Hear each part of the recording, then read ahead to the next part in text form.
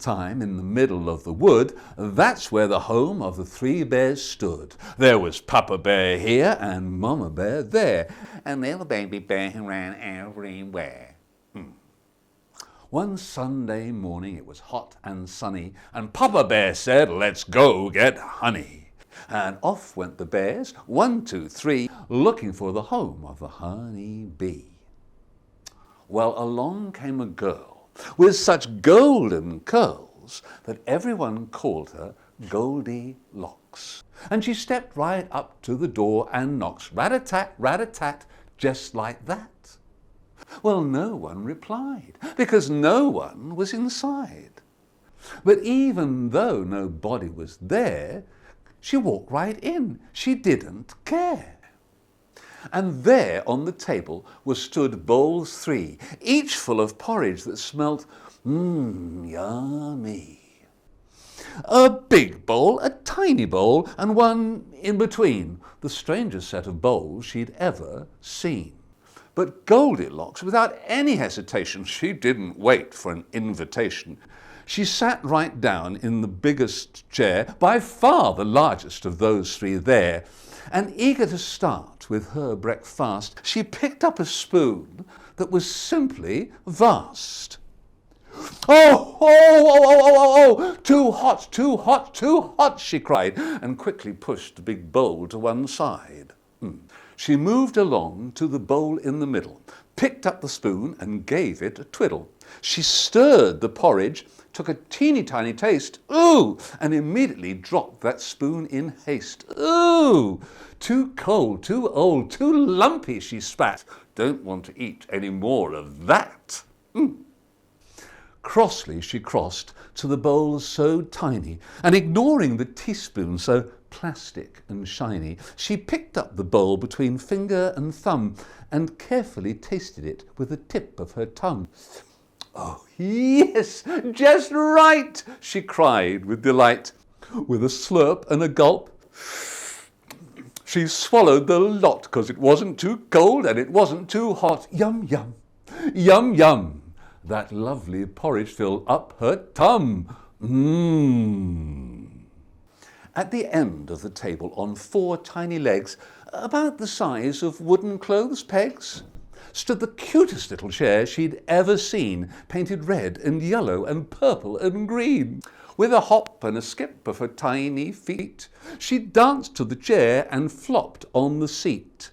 Crack, creak, splinter, split. The chair fell apart, bit by bit, and down went Goldilocks, bang on the floor, bump on her bottom. Boy, was she sore. Feeling tired after her fall, not to mention her stomach full of porridge and all, little Miss Goldilocks went upstairs, not knowing the bedroom belonged to bears. And as soon as she saw 3 beds in a row, a big bed, a tiny bed, and one so-so, she threw herself down on the biggest bed and yelled, "Ow!" And then she said something very rude, which I can't repeat, as she stamped on the bed with both her feet. But what made Goldilocks really mad was that the bed in the middle was just as bad. Far too soft and suffocating.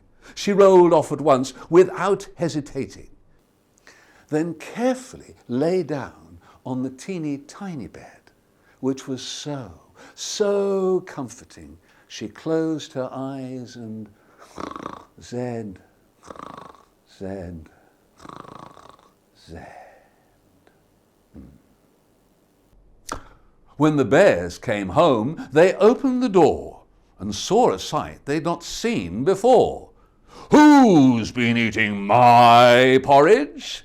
Papa Bear said. "Oh, who's been eating my porridge?" Mama Bear said. And Baby Bear said, "Somebody's eaten my porridge, and they've eaten it all, and it's not fair." And Mama Bear said, There, Baby Bear." And Papa Bear said, "Who's been sitting in my chair?"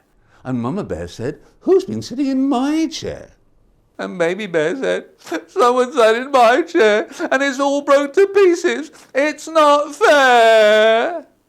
And Mama Bear said, "There, there, Baby Bear." Then all of them turned and they ran up the stairs and entered the bedroom reserved for bears. And Papa Bear shook his paw and said, "Who's been sleeping in my big bed?"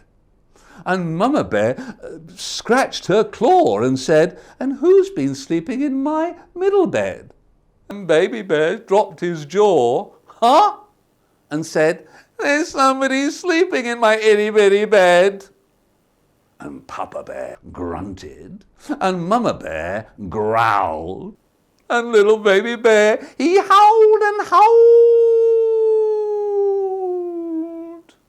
The noise woke Goldilocks, and how she screamed!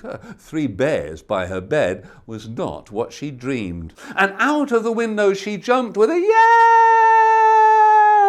yell, and onto a pile of straw she fell. And she ran as fast as she could, and she never went back to that house in the wood. The bears. Oh, the bears. Well, the bears, when they got over the shock, went down to the store and they bought a big lock, which they stuck on the door so that no one anymore could ever walk in when they went out to hunt for honey on their walk about.